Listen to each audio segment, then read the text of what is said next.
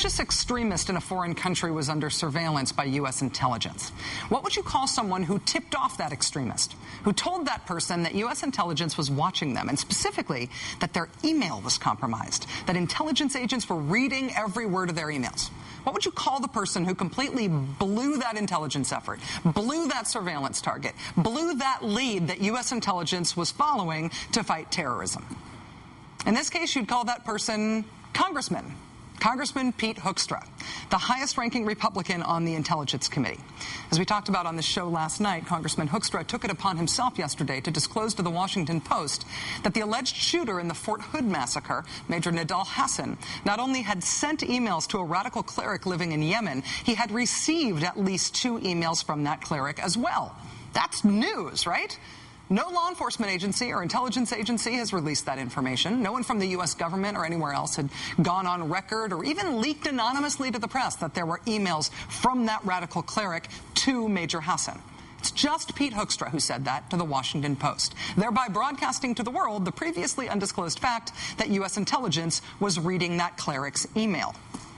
Pete Hoekstra has access to all sorts of classified information because he's the ranking Republican on the Intelligence Committee. When Republicans were in the majority, he was chair of intelligence.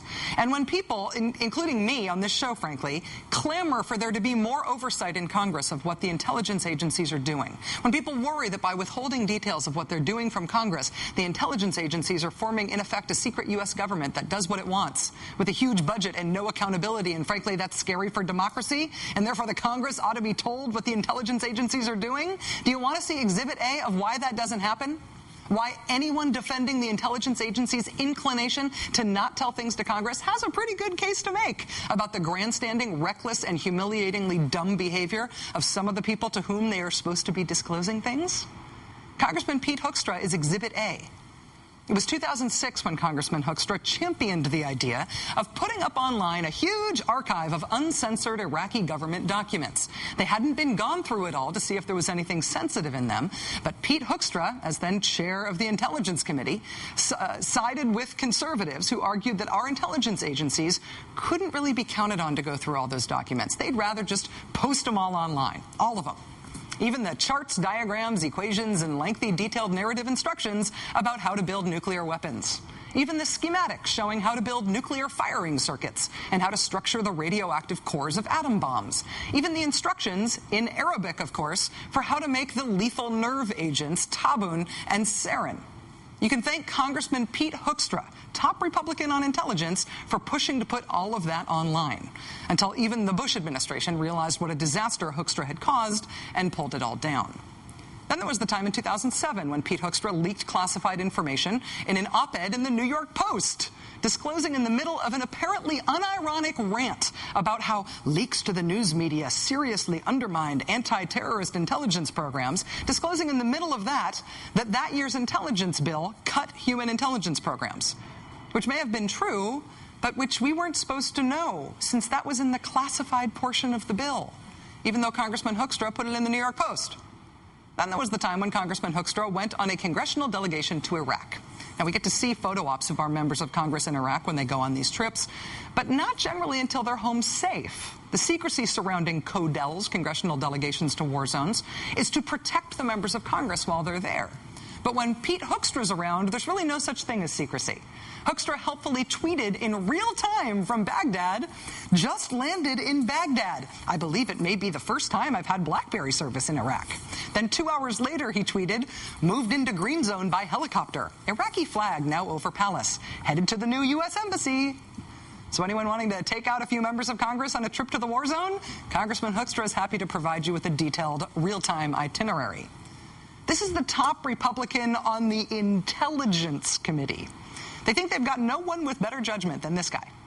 Remember when he and Rick Santorum said they found the weapons of mass destruction in Iraq? Congressman Hoekstra and I are here today to say that we have found weapons of mass destruction in Iraq. This says weapons have been discovered, more weapons exist, and they state that Iraq was not a WMD-free zone. That's what's called a faceplant. Rick Santorum trying to become famous for something other than having said the phrase man on dog in an AP interview years earlier, and Pete Hoekstra, supposedly the cream of the crop, the best the Republican Party has to offer on intelligence, calling a press conference to declare that they'd found weapons left over from the Iran-Iraq war that everyone already knew were there. It was like finding out that the smoking gun was a squirt gun with a leak. The intelligence community at the time essentially laughed in Santorum and Hoekstra's faces, declaring immediately to the press that despite the breathless announcement from these two guys, the munitions dated from before the 1991 Persian Gulf War. And there's not now news, they said, from the coalition point of view.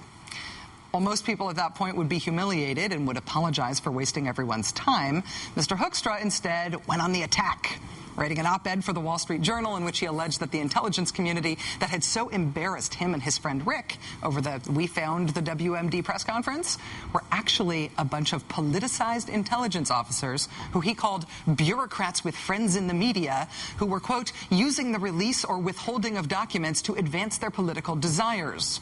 And what are those political desires, Congressman Hoekstra?